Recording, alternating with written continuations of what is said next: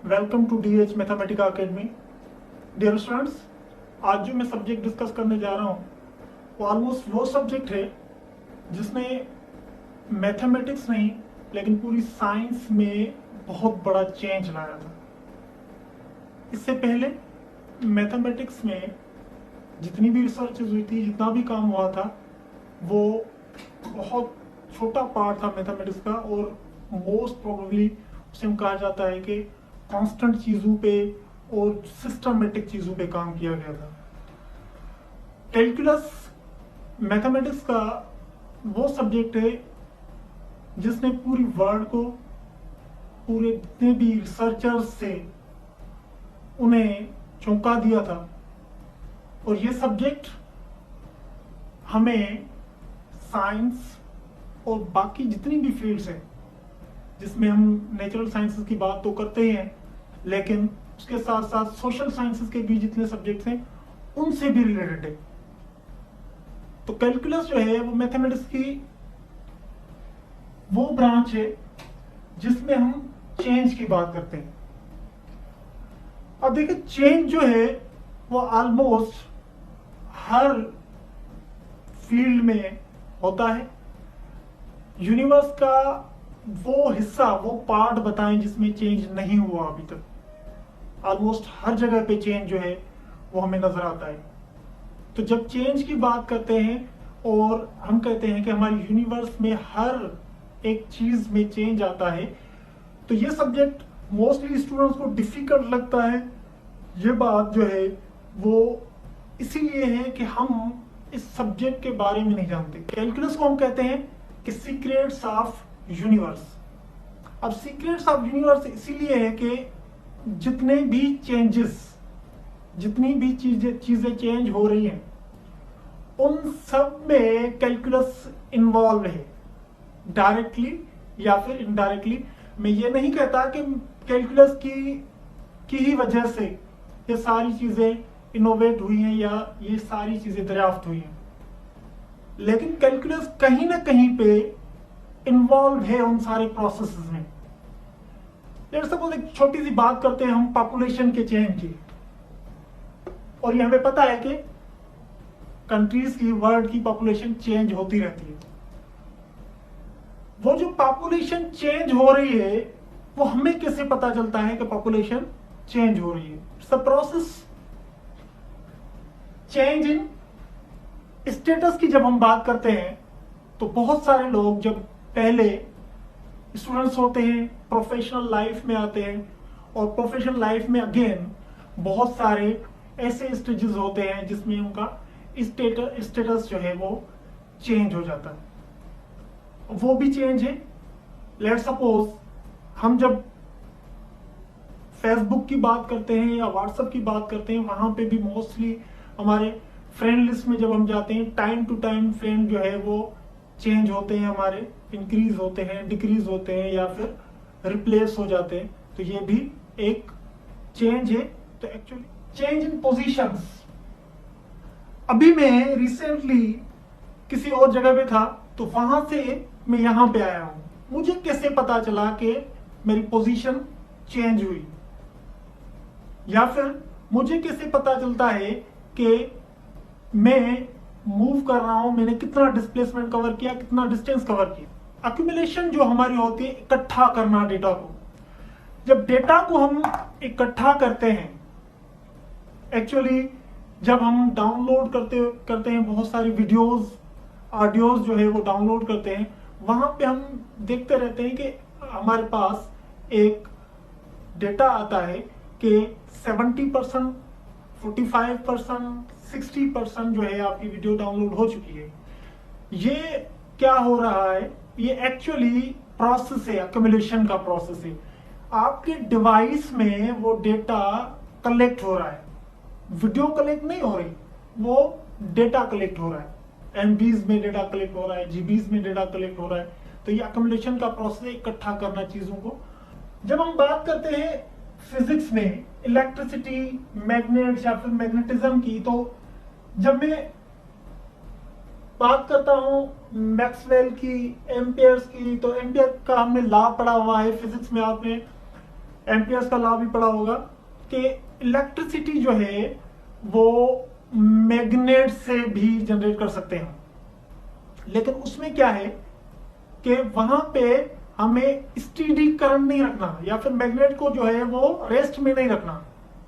जब हम चीजों को स्टीडी नहीं रखते तो क्या होता है, उनमें हम चेंजेस करते हैं, तो वहां से हमें एक और चीज मिलना स्टार्ट हो जाती है। जैसे मैं कहता हूं कि मैग्नेटिज्म जो है, इलेक्ट्रोमैग्नेटिज्म, जब हम बात करते हैं इलेक्ट्रोमैग्नेटिज्म की, एम्पियर ने हमें बताया था कि इलेक्ट्रिसिटी, मैग्नेटिज्म और मैग्नेटिज्म इलेक्ट्रिसिटी में हम कन्वर्ट करते हैं। वो प्रोसेस, वो फेनोमेना, वो एक्चुअली क्या कर रहा है, वो एक्चुअली फ्लक्चुएट कर रहा है चीजों को, इलेक्ट्रिसिटी की वैल्यूज को, करंट को हम चेंज करते हैं। करंट को चेंज करने से हमें एक नया करंट मिलता है।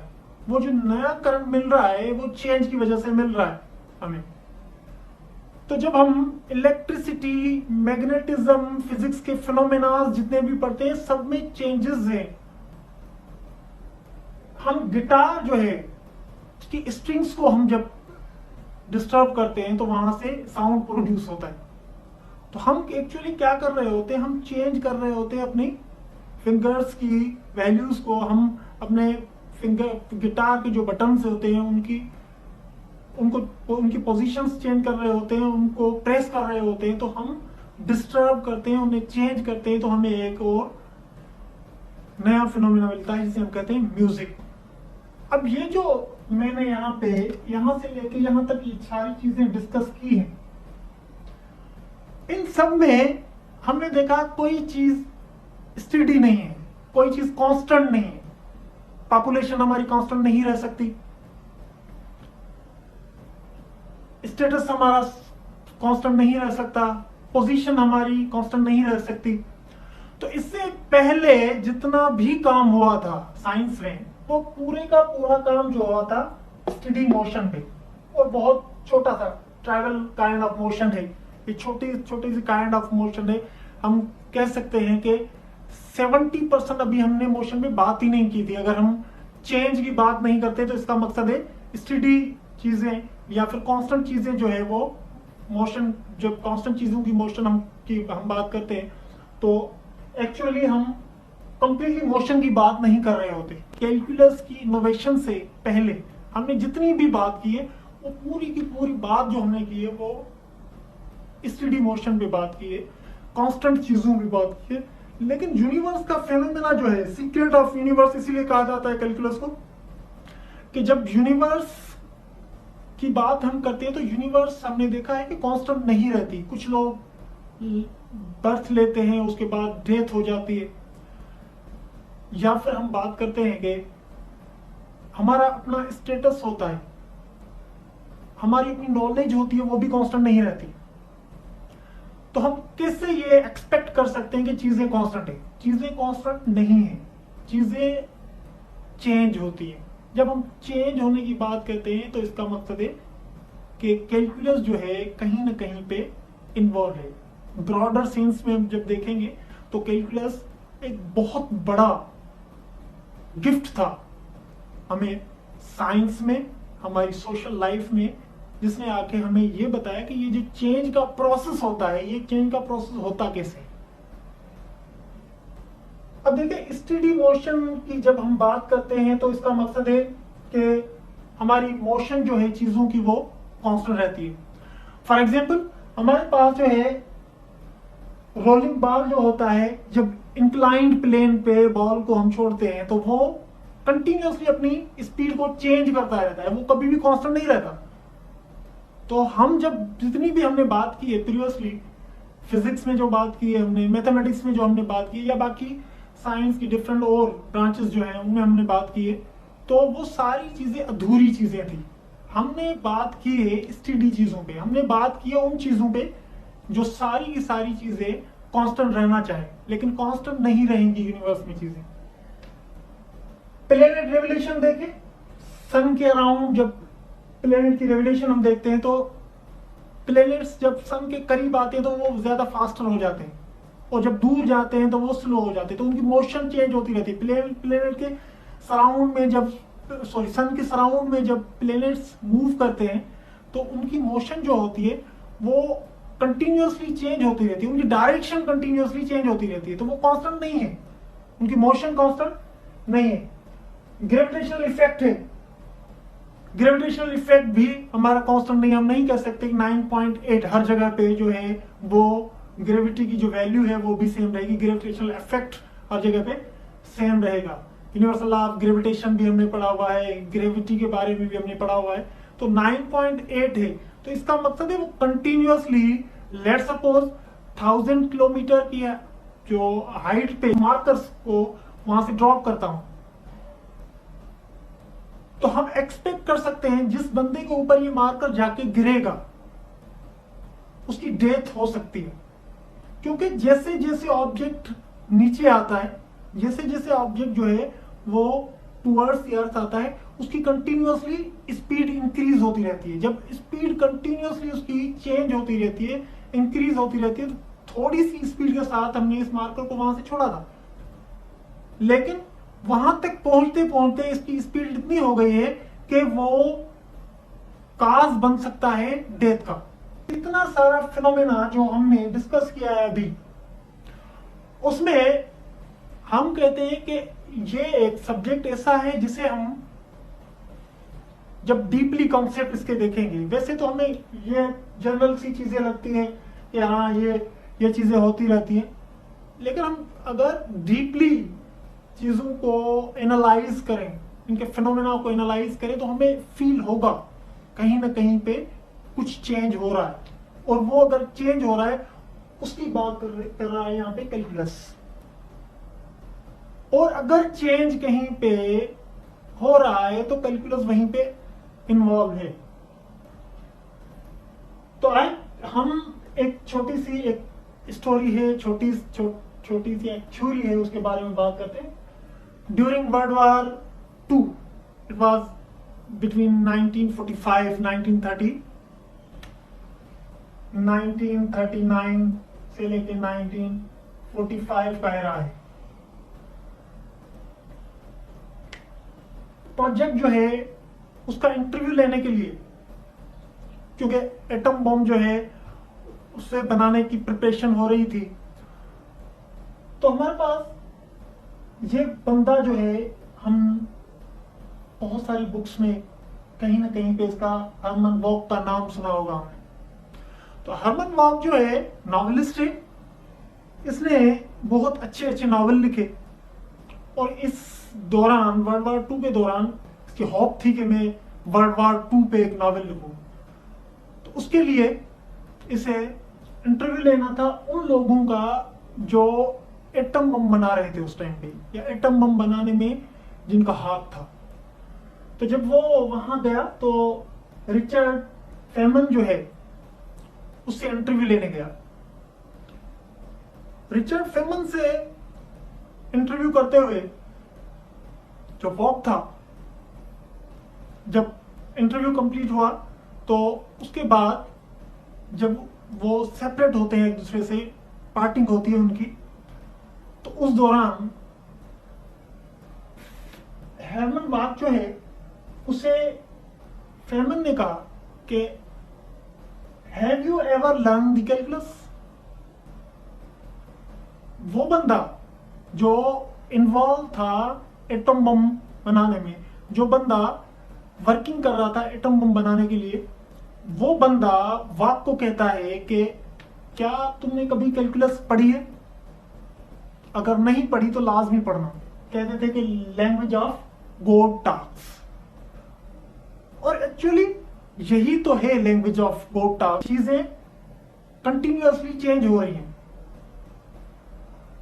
जब वाक वापस आता है इंटरव्यू के बाद, तो वाक को एक क्रेज होता है कि मुझे कैलकुलस पढ़नी है, मुझे मैथमेटिक्स पढ़नी है। उसके लिए ट्यूटर्स भी रखे थे उसने, और इसके अलावा बहुत ज्यादा वर्किंग भी की थी। इधर ये सक्सेस हुआ या फेल हुआ, ये इसकी स्टोरी बात की है। लेकिन इसने नॉवेल लिखा, उसके बाद इसने जो है साइंस एंड रिलीजियस पे भी एक नॉवेल लिखा, उसमें भी इसने कैलकुलस के बारे में, चेंज के बारे में बात की है। तो एक्चुअली इस बात करने का मकसद ये था कि जब हम चेंज की बात करते हैं तो हम सीक्रेट्स ऑफ यूनिवर्स की बात करते हैं, क्योंकि यूनिवर्स में कंटिन्यूअसली चेंज आ रहा है और कंटिन्यूअसली चेंज आता रहा है। तो जो इतना बड़ा चेंज जो है डिफरेंट फील्ड्स में, डिफरेंट साइंस की ब्रांचेस में जो चेंज आ रहा है, उस चेंज की जब हम बात करते हैं तो हमें सोचना पड़ता है कैलकुलस के बारे में कि कैलकुलस वो सब्जेक्ट है जो कहीं ना कहीं पे हमें सपोर्ट करता है चीजों को अंडरस्टैंड करने में। ऐसे हम अंडरस्टैंड नहीं कर सकते। मुझे कैसे पता चला कि मेरी पोजीशन चेंज हुई है? बहुत इजी लगता होगा आपको ये क्वेश्चन कि हमारी पोजीशन चेंज हो रही है, लेकिन इसका रीजन देना बड़ा मुश्किल है। पोजीशन चेंज हो रही है हमें, आज तो हमें पता है, लेकिन 1000 ईयर तक साइंटिस्ट जो थे इस चेंज के बारे में डिस्कस करते रहे, लेकिन चेंज का पता नहीं चला। अब कैलकुलस जो है उसे जब डिवाइड किया गया 2 फेजेस में, फेज 1 जो है या तो हम पढ़ते हैं कटिंग या फिर रीबिल्डिंग के बारे में। जब हम कटिंग की बात करते हैं तो हम एक्चुअली बात कर रहे होते हैं डेरिवेटिव्स की, और जब रीबिल्डिंग की बात कर रहे हैं तो एक्यूमुलेशन, चीजें इकट्ठा जब होती है तो एडिशन की बात करते हैं रीबिल्डिंग में, इंटीग्रेशन की। तो कैलकुलस को 2 फेजेस में डिवाइड किया गया, 1 डेरिवेटिव्स और 2 इंटीग्रेशन।